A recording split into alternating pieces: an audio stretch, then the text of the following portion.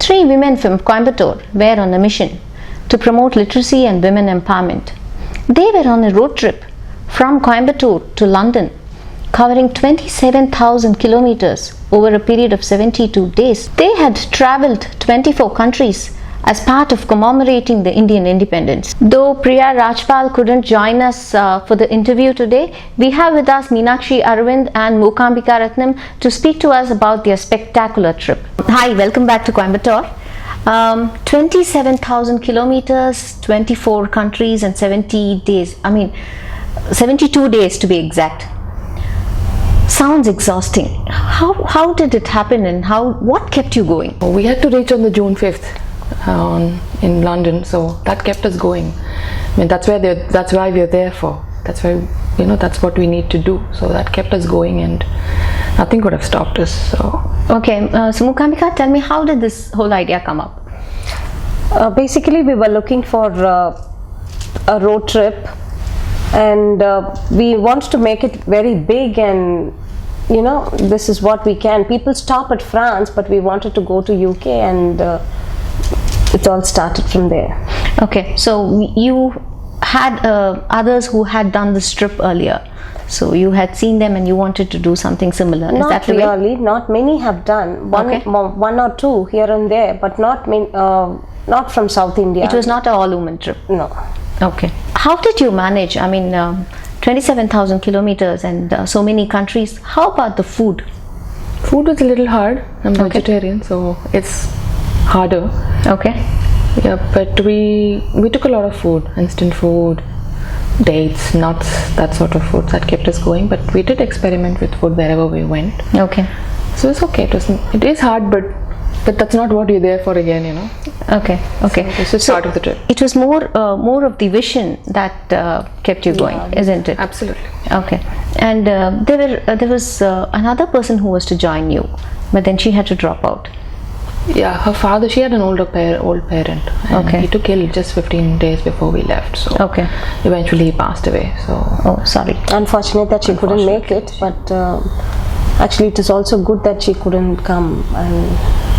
So tell me about Dhanu. Why Dhanu? Is it was it inspired from Sholay? Absolutely. There's no other Dhanu. There's only one Dhanu. Okay. Because those days, this name was coined by Priya Rajpal, the other person from Bombay. It was her idea, and then we thought it was brilliant. Okay. So she said, because Dhanu is actually the underdog. She's not a hybrid. She's not anything like our car. True. It's an Indian car, so that's why Dhanu. And then those days, I think that was women empowerment at its peak. Right. Hemamali Basanti used to work. She used to ride the horse and do things by herself. She never expected anybody to take care of her. She was by herself, So Dhanu came from Sholay. Okay. And now speaking about car, I think 24 countries, the rules, the way of driving, right hand, left hand. So how did you manage? It is all right hand side of the road, apart from India and UK, where we started and where we ended. But for Thailand, once we exited India, it was all everywhere right hand. But it was slowly. But it was an Indian car. It was an Indian car. The steering was on the right. Yes, and we had to drive on the right side of the road. So it wasn't actually difficult, but for the blind ends and the it was okay. We could manage because they sincerely follow the road rules. That is one reason which was made it easier for us to drive the right hand drive on them. Okay. And how did you feel driving through all these countries alone? As women, we always speak about safety. So how did you feel? It's very safe. We didn't do anything untoward. No, we didn't do anything stupid. We stay. We don't go out late nights. Anything could happen anywhere. We're just being very careful. We watched our backs. We followed rules. Didn't do anything that we shouldn't. So we were basically okay. And people are nice. People are just go out and help you. There's nobody who troubled us anywhere. In all these 24 countries, there was no trouble of whatsoever. Nothing at all. People have been generally nice. It is safe. I wouldn't say it's not safe, but like in any big city, you need to be careful. It could be Delhi, New York, anywhere. You just need to be careful. Watch your backs. Okay. So Mookambika, tell me, you have a small child and a trip for almost over 2 months. How did your family react? Actually, in the beginning, it was all little difficult. The entire thought of leaving her for almost 3 months and going, but later, being in India, is that we have that one big advantage of the entire family system supporting us. Even though we are staying in a nuclear family, we have the support of the, we can enjoy the joint family system. That is what really helped me, and the loving family, of course. So, Meenakshi, now you tell me, what do you think you have achieved through this journey? For me, it's very personal. We were talking about literacy and women empowerment, two things. And we did talk to a lot of people along the way. We had students along the way, women along the way. And also for us to just be there, it says a lot. The 3 women by ourselves, no backup car, no men along, says a lot. And we're not here trying to prove anything here that we can do it by ourselves. We don't need men to. We're not a feminist. I'm not a feminist. So if we could touch one child, lady, man, woman, to do whatever they want to follow their dreams. It can be something small. It doesn't have to. I'm not telling everybody should do road trips like this, whatever. But it's something that everybody needs to do, follow their dreams. And for me, this is my dream, which I followed. So it can be a lot of things. If I could have touched one lady or one child, we had a lot of people telling us, you've inspired us. So we have achieved a lot. So how much time did you actually spend speaking to people on your vision? Because most of the time you would have spent driving. Yes. It was like until we left China, we crossed China, it was in fact very difficult for us to meet people and talk about a mission or talk about the Indian women. You must have had language problems. Yes. In fact, we had language problem till the end. Until we entered UK, nowhere they speak English. Okay. In France it is French and everywhere other than UK.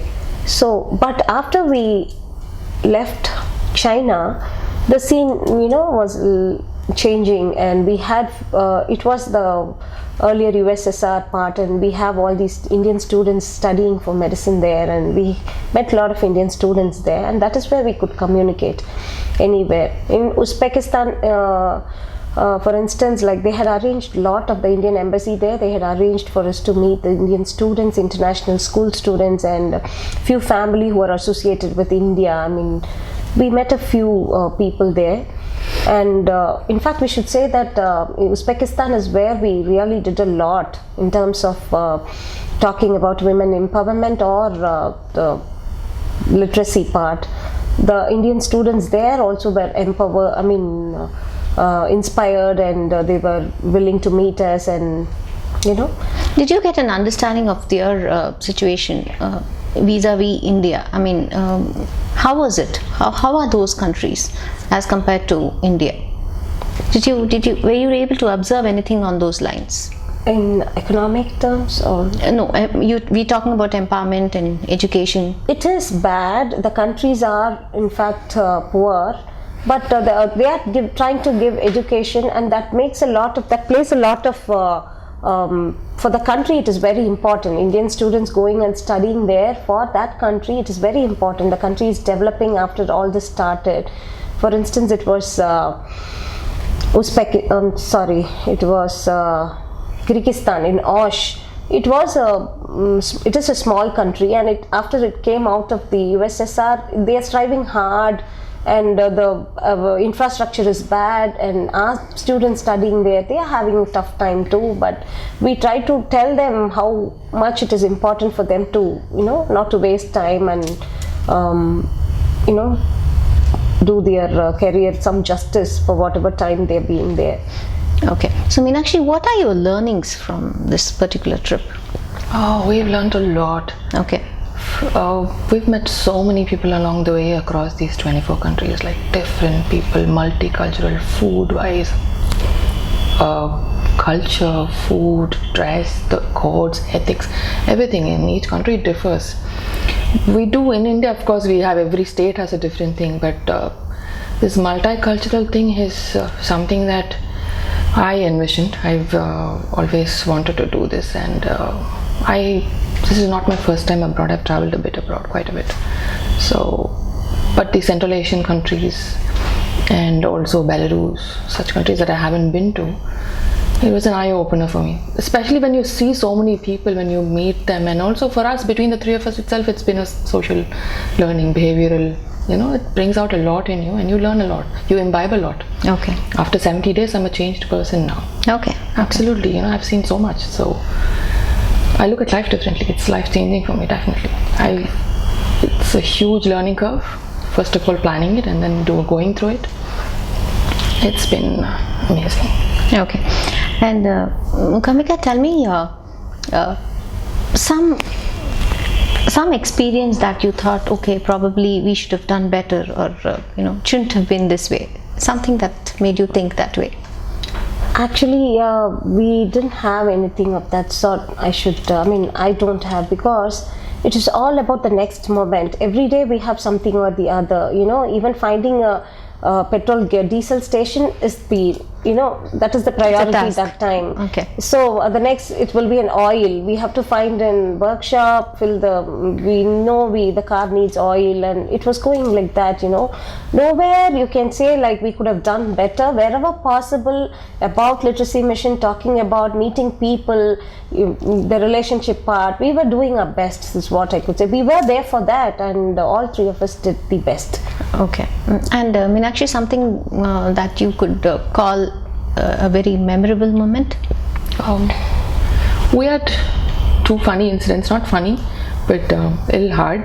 Okay. So one of them was a permit that we required in Thailand for the car, which we didn't have, because it is a new rule. It just happened in March, and we were one of the first. We were actually, for this season, we were the first people to leave the country. There were people after us, but at this point of time, it was only us. So when we reached Thailand, we were told that it was 6 o'clock in the evening, and then we were told that you don't have this permit. The car has to stay. You can go bring the permit from. And generally, it takes about 3 weeks for the permit to come through. Oh my God. So this was a Friday evening, 6 o'clock, and then till 8 o'clock, we tried to talk to the officer there. But he said, there's no way you can get in the country with your car. So that's the Mesot border. So from there we flew to Bangkok, and by then we had contacted the embassy, and a lot of people in India were calling the embassy. It was huge. I must also tell you, Monday, Tuesday is only 2 working days that we could get the permit. From Wednesday, it was a long festival. It was a Songkran, the New Year festival for them. So everything was shutting down for 10 days. Okay. And the enormity of it is like, I don't think the trip wouldn't have happened if that didn't come through, because all our visas would expire, and it's all date specific. It's not time specific, it's date. Right. So when it says 4th to the 7th, 7th to the 11th, 11th to the 17th, that's how our visas are. So if you miss one, if you fall back on in Thailand a few days, then we would have had to leave the car there, come back here to redo our visas and go, which will be like 2-3 months, and I don't even know if it go through after that.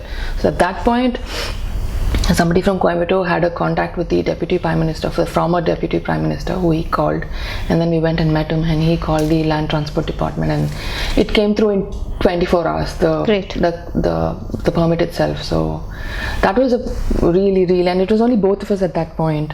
Priya Rajpal had to go home on an emergency. It was just the both of us, and then we were there sitting in Thailand, not knowing what will happen, drumming our fingers, like thinking about what will happen if this permit doesn't come through. So that was a very hard moment. Okay. The second one, maybe Mookambika. That was again a Friday evening, and we were crossing from China to Kyrgyzstan. And so it was the morning where we started. It was a desert, which is Kashgar area, and so we were all dressed accordingly. And in the evening, when we reached the border in Kyrgyzstan, after a while we came to know, and all blizzard and heavy snowfall, and we came to know that we are in the wrong border. There was some miscommunication between the Kyrgyzstan guide, and which is mandatory again, and a Chinese guide, and so we were sent to the wrong border. So they were asking us to go back and turn back to China and go to the other border, which is impossible because we just had a single entry visa. And this way around, the roads are shut in the winter months, and they are just open 2 months in a year. We were not in that period yet, and So we had to go around the entire Kyrgyzstan, which was like 1,000 kilometers. Oh my God. And we had to take 2 days break in between.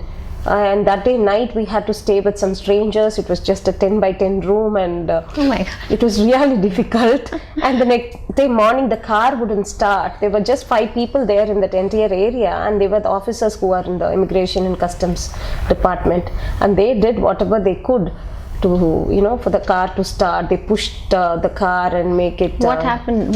What had happened to the car? It's a diesel car, and the temperature was like too cold. Too less, like minus 15 degrees, and the diesel, you know, the freezing point is like -6, I think, for the diesel, -6 or 8. So the car wouldn't start, and the freezing point of the diesel is -6 or 8. So we had to wait till the sun really came up, and you know, we pumped the diesel, and people there were helped for us. You know, all the strangers we met on the road, I should say, like, and everybody loves India. They had very good opinion on India people there, especially the Russian area, ex-Soviet region. They all love Raj Kapoor and Mithun Chakravarti and Hema Malini.